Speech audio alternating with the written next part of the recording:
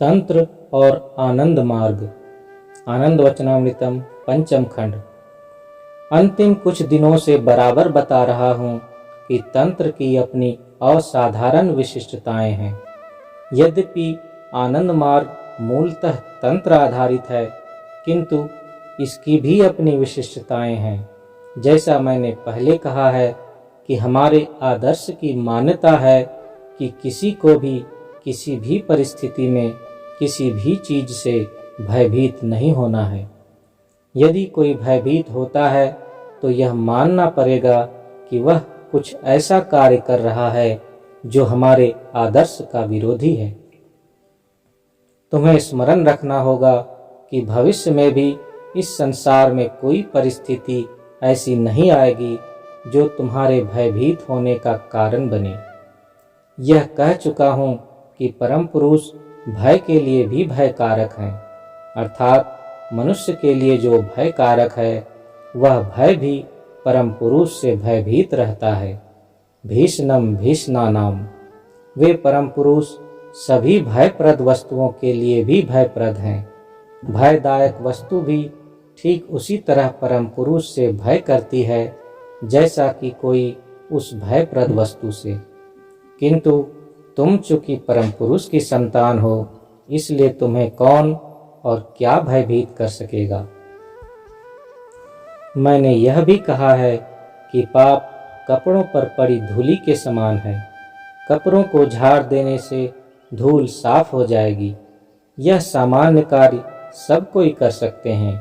आनंद मार्ग ने स्पष्ट रूप में घोषित किया है कि मनुष्य परम पुरुष की संतान है, इसलिए वह परम पुरुष के स्नेह और प्रेम का भाजन है। किसी भी प्रकार का पाप वे क्यों न करें, वे परम पुरुष के स्नेह से वंचित नहीं होंगे। परम पुरुष उन्हें दंड दे सकते हैं, किंतु उनसे घृणा नहीं कर सकते हैं। वे प्रायः उनके वस्त्रों पर पड़ी धूल को झाड़ देंगे और उन्हें अपनी गोद में बैठा लेंगे। अतः सबसे आवश्यक है परम पुरुष को पूर्ण समर्पण। लोगों को सदैव यह याद रखना चाहिए कि वे परम पुरुष की संतान हैं। बस यही पर्याप्त है। इस विषय में कुछ और स्पष्टीकरण आवश्यक है, जिससे आनंद मार्ग को अन्य स्थापित विचारधाराओं से पृथक किया जा सके। आनंद मार्ग किसी भी वाद और सिद्धांत से भिन्न है। हम लोगों को उन छोटी मोटी बातों के आधार पर दोषी नहीं ठहराना चाहते जो हमारे पूर्वकालीन समाज में प्रचलित थे। जैसे वह समाज जाति पाति आदि अनेक संकीर्णताओं से ग्रस्त था। हमारे दर्शन के अनुसार केवल वे ही कृत्य पाप हैं जिनसे दूसरों की हानि होती है। पूर्वकालीन समाज में लोग छोटे मोटे सामाजिक अपराधों के आधार पर जाति बहिष्कृत कर दिए जाते थे। हमारा उन विश्वासों से मतैक्य नहीं है। हमारे विचारों के अनुसार मात्र वे ही त्रुटियां पाप मानी जा सकती हैं जो समाज को हानि पहुंचाती हैं। पूर्व काल में तांत्रिक व्यवस्था में भी सभी परिस्थितियों में मानसिक दुष्कृत्य भी पाप के अंतर्भुक्त माने जाते थे।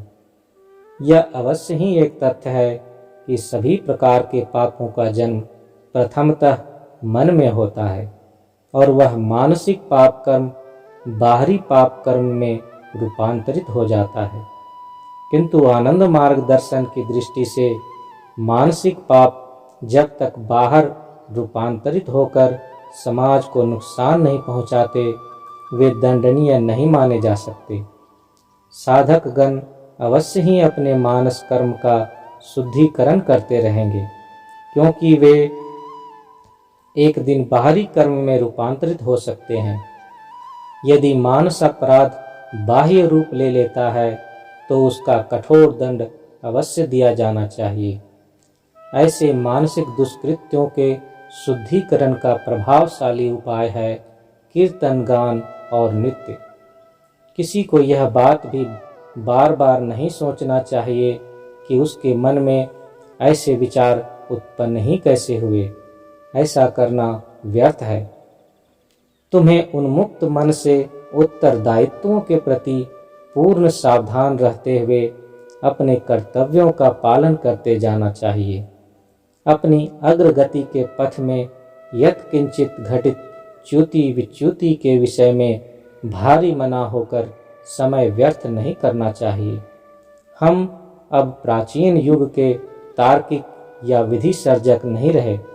हमारा कर्तव्य है मानव जाति की ऊर्जा और क्षमता का सर्वोत्तम उपयोग करना। बाल की खाल निकालना अथवा मनुष्य की ऊर्जा और क्षमता को अवदमित करना, मनुष्य की क्रियाशीलता को अवरुद्ध करना कदापि मानवीयता नहीं है।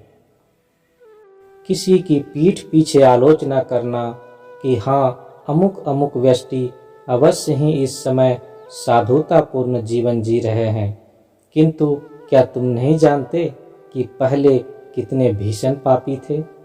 हमें यह भुला देना होगा। मैंने प्रारंभ में ही बताया है कि पाप उन धूलिकणों के समान है जो रास्ते पर चलने के फलस्वरूप कपड़ों पर पड़ जाते हैं। हमें उस धूल को झाड़ फेंकना चाहिए और आगे बढ़ चलना चाहिए।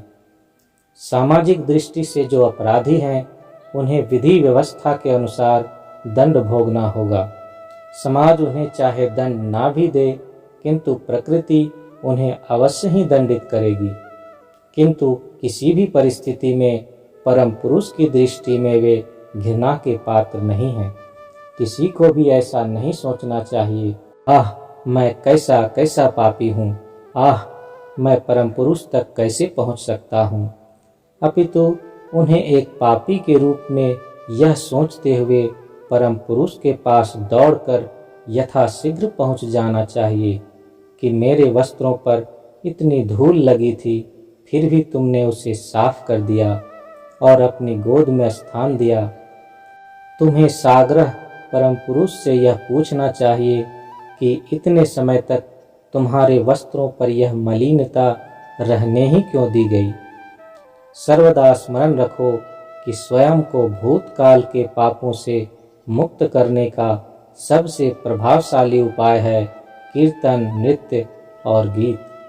यह अवश्य ही अपेक्षित परिणाम देगा। तुम्हें यह भी स्मरण रखना चाहिए कि परम पुरुष की दृष्टि में यह बिल्कुल ही महत्वपूर्ण नहीं है कि तुमने कितने पाप किए हैं। तुम कभी भी उनके घृणा के पात्र नहीं हो। वे तुम्हें दंड दे सकते हैं, किंतु तुमसे कभी घृणा नहीं कर सकते हैं। मैंने अनेकों बार कहा है कि परम पुरुष दो काम नहीं कर सकते।